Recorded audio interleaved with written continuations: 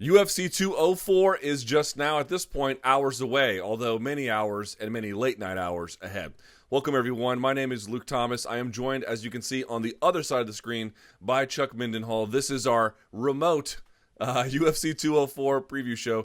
Thanks for doing this, Chuck. I appreciate it.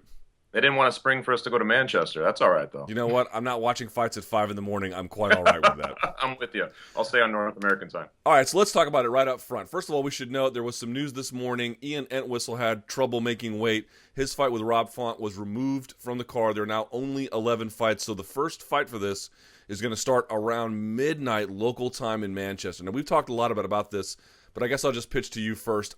I don't really know what to expect. My guess is because the tickets sold out so quickly and it is still kind of a fun fight between Bisping and Hendo, that it'll be just fine in the end. But do you still have any lingering concerns that a midnight start time is going to be a little bit, maybe, will it backfire at all? Well, we live on the East Coast, and when shows start at even 10 p.m., and I'm talking just the main card, you sort of dread having to go through that process of everything that's going to happen and how long it will go, especially on the Fox Sports 1 with the pacing and everything.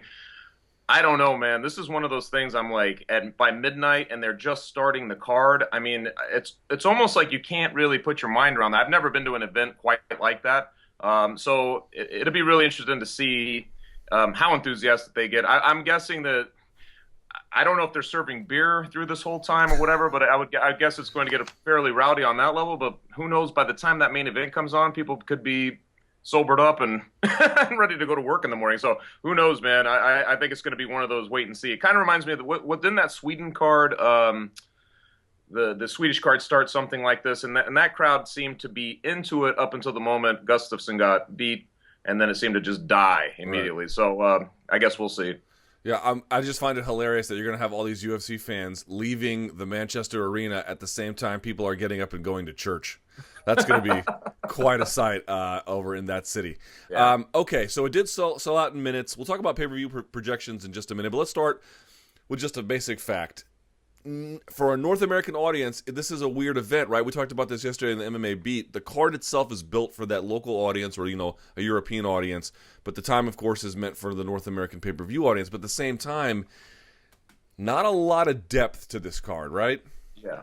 Not really. I mean, you got some names at the very top, and a lot of these guys are, like we talked about on the Beat. I mean, it's a strange configuration. Vitor Belfort owns victories over both guys, in the main event, and but I guess you're getting a nice little mix of name brands at the very top, in varying states of their career. And that's really the biggest intrigue to it. A couple of the fights on the main card below that are they're like intriguing fights in their own way, I guess, but they're more middling, ranking type fights and stuff. So it's not the greatest pay-per-view, but I guess with the names at the top and kind of the storylines going into it, we'll have to hopefully sustain it for them. I don't anticipate it being like a big pay-per-view, though. In the main event, as we all know, Michael Bisping defending his title for the first time against Dan Henderson. We've obviously been remote. This is a little bit of speculation, but from what I've seen, and I spoke to Bisping last week about it, he certainly seems like we make a lot about, this is Michael Bisping's chance for revenge and to get Dan Henderson back. And when you talk to him, he doesn't deny that that's a motivating factor, but it reminds me a little bit about Dominic Cruz coming back before the Dillashaw fight. It was like once he put out of his mind that, I've got to get back, I got to get that title, that's when he was ready to get the title. And I'm wondering if you've noticed that as well, that Bisping has a bit of this, yes, I'd like to get it back, of course, but that's not my focus. My focus is I want to defend the title as champion. Yeah, that's the sense I get too. But obviously, I mean, for something that's been played as much as that knockout has, and that extra blow that he gave him at the end at UFC 100, for as much as that's been talked about, and Dan Henderson too, loves to talk about it and loves when people come up and congratulate him. He still says that people will come up to him and say, like, hey, thanks again for knocking out Bisping all these years later. So I think it's one of those situations where Bisping, in the back of his mind, he may not be admitting it, but it's just like with Luke Rockhold. He lost the first fight. It was a kind of a feeble effort the first time. He really didn't compete in the first fight, and then he comes back and beats him. Now he's got the chance to do it with Henderson, which is probably his most, the loss he has to think about the most and regret. And so I feel like that's certainly there. And for him to get in his backyard, good for him, man. I mean, this it's all set up for him to basically avenge that fight. So it doesn't get any better for Michael Bisping than this moment. What do you make about Dan Henderson's demeanor this whole week? He seems to be very much enjoying the moment, has been unequivocal that this is his last fight. This is an old war horse who has done this a million times. I get the sense that he is, I mean, he always is having fun, but sometimes, he's not exactly all this smiley. He seems particularly smiley this week. I take him at his word that this is it. I think he's trying to enjoy the ride. Like you said, he's always very laid back, to the point it's almost unnerving how laid back he gets. Right. Guy gets his face all intense and he's just kind of smiling like it's a day at the park or something. But I think that he just knows this is it. He probably, I have to think that he just thinks this is one last kind of crazy thing he's doing, because it really seemed in Los Angeles after he beat Hector Lombard, bringing his family in and everything, that he was going to retire. That was the thought. He basically even alluded to this might be it and all that. So I think this was just like a cherry on top for him to just go in there and do this fight again, which doesn't, it never made sense for him to have to beat Bisping again until this moment when it's like, well, you could have one more fight for a title or you can hang it up, a chance to cash out and go out big. You know what I mean? So maybe he's enjoying the moment. He always seems like he's very calm before his fights, but I agree with you. I see him like really, really, really laid back going into this one. Last question about this. Obviously, we know Dan Henderson's resume is incredible. 2 Pride titles, obviously holding them at the same time. A Strikeforce title. If he wins a UFC title, it's a first ballot Hall of Famer for the UFC, no doubt about it, right? Although the question is, do you put him in the Pioneer wing? That's a separate question. But for Bisping, I think he deserves to be in the Hall of Fame no matter what. But if he loses, I'll pitch it to you, Chuck. Would he still deserve it? I think so. I mean, there's a part of you that has to look at what he's been able to accomplish on every level, not just kind of opening that market that they're going into right now, but bringing, UK, I think, was built on him originally, and his contributions to tough, like coming up through the tough and then coaching on tough.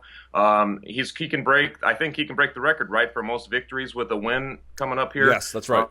So, I mean, he's done so much collectively through his career that he's got to be considered a Hall of Famer. It's been very quiet, though, because, he's had a lot of periods where he kind of would make a run, maybe collect a few scalps that weren't the biggest names, and then he would lose against the guy who was the higher-ranked guy. And here we are at the end of his career, and he's collecting those scalps, too. So I think that goes into his whole thing, his resume at the end. And for sure, he should be a Hall of Famer in my mind. So in the co-main event, a middleweight contest between Gegard Mousasi and Vitor Belfort. It's interesting. Vitor Belfort is sort of known for what he's known for, obviously both good and bad. Gegard Mousasi is just always quietly relevant. Yeah. But he even admitted this week that, like, someone asked him, what does beating Vitor Belfort get you? And he was like, nothing. Yeah. That's not a bad position. That's not a great position for him, but it does at least keep him. Here's what I would say. You got these 2 other fights that are coming up, Romero versus Weidman, and then the Jacare Rockhold rematch, right? Okay. Right. With this win, he doesn't surpass those 2. But if anything goes wrong in either of those, he's ready to step in at a moment's notice. There is something 100%. To be said for that, right? Yeah, 100%. And I mean, obviously, Vitor Belfort has not been the same since that 2013 run, but he still has his name. You know what I'm saying? And I know Gegard wanted him for the longest time anyway. It's just one of those fights, I think, that, you're still, and you get a pretty good platform as a co-main event to do something and make it emphatic. And you know how this game works. Whoever goes last kind of stays in your mind the most. And I feel like if he puts on a really good showing, who knows, man? You know how the sport is. Like, somebody could back out, somebody could fall out, but he certainly is going to boost his stock. And I mean, he's that Uriah Hall fight. You go back and look at his resume a little bit, and you're like, he gets caught in that one, but he should be on a 5-fight winning streak right now. He should be right there, and he just let that one kind of slip by him. But he looked great in his last one, and I mean, what a great showcase event. Everybody wants to beat up on Vitor Belfort at this point in their career, and he gets the chance in a pretty big spot. I mean, in a pay-per-view co-main event. So, it's. As long as he doesn't slip in this one, because he has traditionally had those fights where you think, oh, Gegard's got this, and he is a sizable favorite going into this, and then he kind of lets up for whatever reason and loses it. So he's got to shine in this one. And then the questions about Vitor Belfort. Now, he's been a little bit, I don't know, what do you want to say, up and down? He had the win against Chris Weidman, then the loss against Chris Weidman, then the win against Dan Henderson. Then he got smoked by Jacare. Yeah. And obviously, if you saw the scales this morning, he didn't necessarily look like he was going to be competing at Mr. Olympia anytime soon. What a change. What if he goes there and gets smoked again? Like, he's still got the fast hands, but after that, it just feels like everything falls flat. What happens if he loses again? I mean, are people going to start calling for his retirement? Possibly, but I mean, I don't know. That's a toughie. It depends on how he gets. If he does get smoked, you always hear about that. But I honestly think that he'll stick around for a little bit longer. Just look at the guys fighting above him in this main event. Like they've had a lot of devastating losses too, and they're still doing it, and they're fighting it, for a title. So I think that he's still relevant as a name, but he starts to become that name of the past. I think more and more as each time he loses. One thing I will say about that fight, like. It's also that he just doesn't go to decision. I think 2007 was the last time that guy had the scorecards read to him, which is an amazing, almost a full decade where either he's been finished or he finishes somebody. That brand of fighting will never go out of style in terms of as a matchmaker. You want that, I guess, to see a guy who's going to go out there and leave it all out there. So Vitor Belfort, I feel like this is a gimme. One guy's going down, somebody's going to get finished in this fight, but. If Vitor gets smoked, I think that this will be the last big relevant fight of his career. I really do. So we're not going to spend a ton of time on this. Let's just march through them very quickly.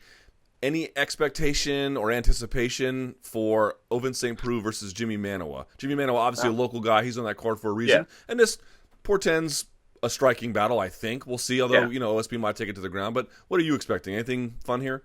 This is like the fight that was booked just too late, right? I mean, this fight makes sense, but for these guys to have done it before before Ovince St. Preux fought John Jones and before Manuel had to go against Anthony Rumble Johnson, I mean, if they put these two guys together beforehand, we would have been like, oh, this makes a lot of sense for two guys coming up in the rankings. But now they're both kind of coming off those losses, and it's like, how do these guys handle that? Who's able to dictate what in this fight? It loses some of its sheen on that level, but it's still a pretty good fight. I mean, Manuel's had a good run. He's fighting in his backyard in England, and Ovince St. Preux, obviously, like he wasn't his greatest fight against John Jones, but he sure showed some toughness in that fight. So, I mean, there's a mild intrigue for me on that one.